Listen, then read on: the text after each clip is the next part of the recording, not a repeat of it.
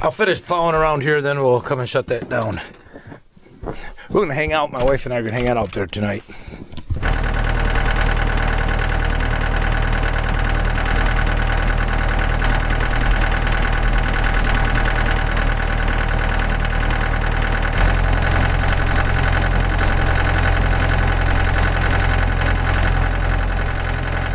Hey, welcome back to the channel, guys. I'm Jerry from Bigelow Woodcraft. If I want to get out here and saw anymore this year, I'm going to have to take care of this snow. I just plowed out to my cabin, got that all cleaned up. But in the last couple of days, we're close to 20 inches of snow now. And it's starting to pile up. It's not that high on the ground, but on the surfaces, it's getting pretty high. So we're going to take care of this. I got to have the forks on right now. I got to move some stuff before we get it all cleaned up. And I have a pile of sawdust that I need to take care of. So without further ado, let's take care of this so we can continue sawing this winter.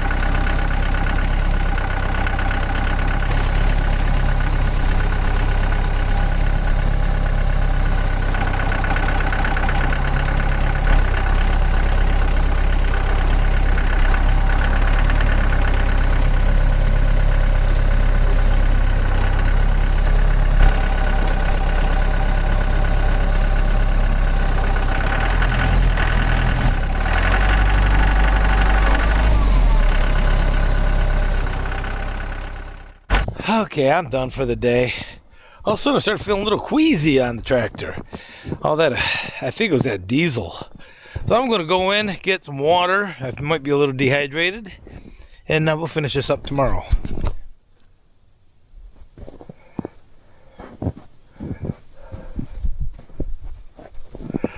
The joys of owning a sawmill in Michigan.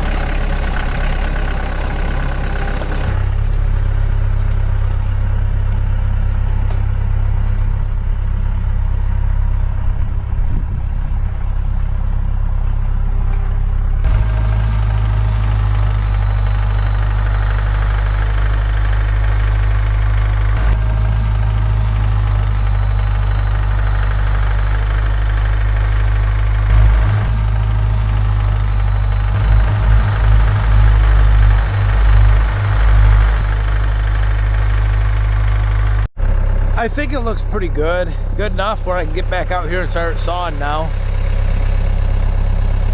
The problem's having a sawmill in Michigan that's not undercover. Just a log yard, you know, try to keep it all up. It takes a lot of work. It's getting to the point, if we keep getting snow, I'll probably be just about done and I'll start working on, I do have maybe 1 or 2 projects I want to do to the sawmill this winter.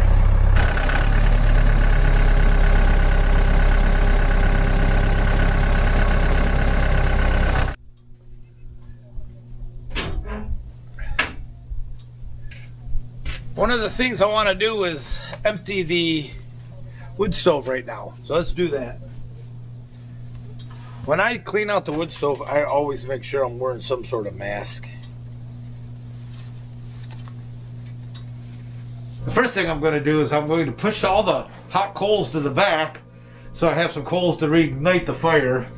The water jacket's at 181, so we're good there. We have heat in the house. So I have this nice big, looks like a bent pickle fork of some sort, or a rake.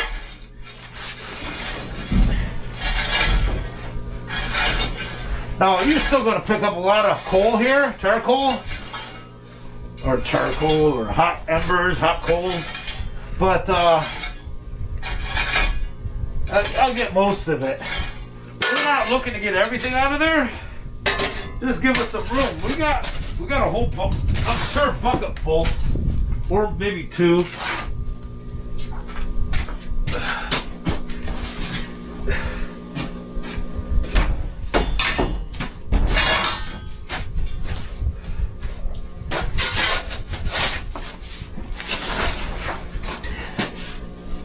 I do try to hit the bottom.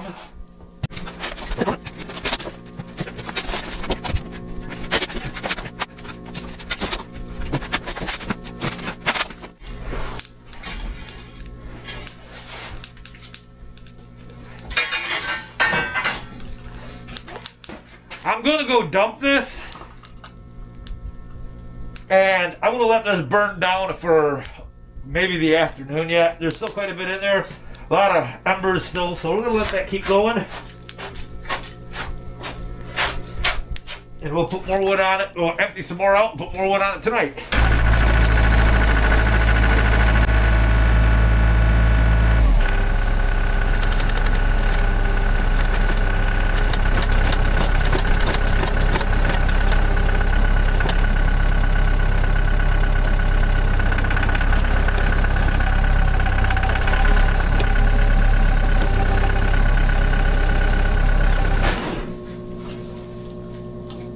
Later that day, I was able to get back out here and finish cleaning up all the ashes out of the firebox here.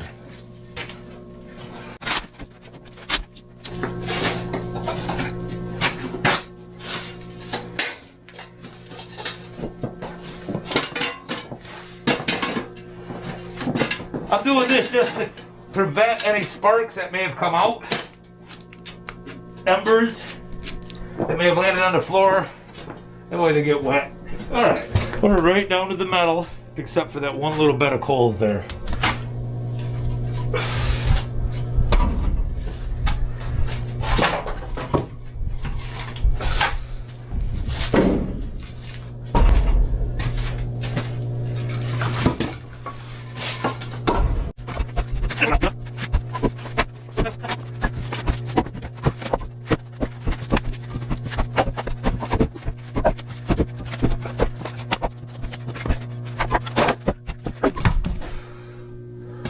That was a lifesaver. She's full.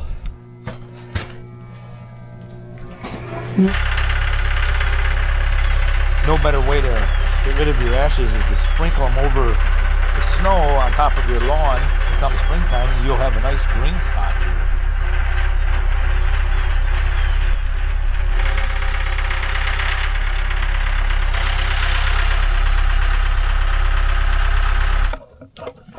Since I started this video and plowed all the snow, we've gotten another 10 inches of snow. So I'm moving on to another project here, and you'll have to stop by next week or the next few weeks to see what we have going on here.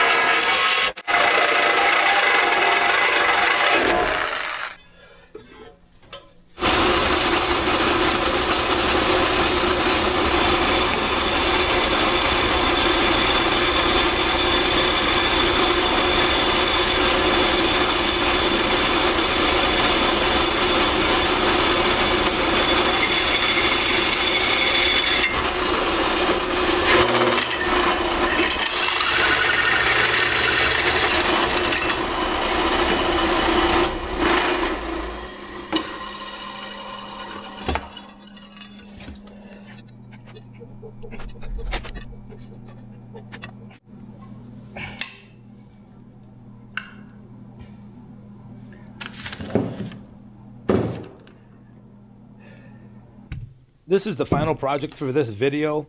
This is the chuck on my DeWalt Impact that the ball, the detent wasn't holding anymore, so I took it apart to see what it was. I did buy a rebuild kit for it, and I only needed one spring out of it. It's kind of a pain to put back together, but we got it, and now I have a chuck that holds a tool holder that I don't have to tape on any longer. Boy, is that nice.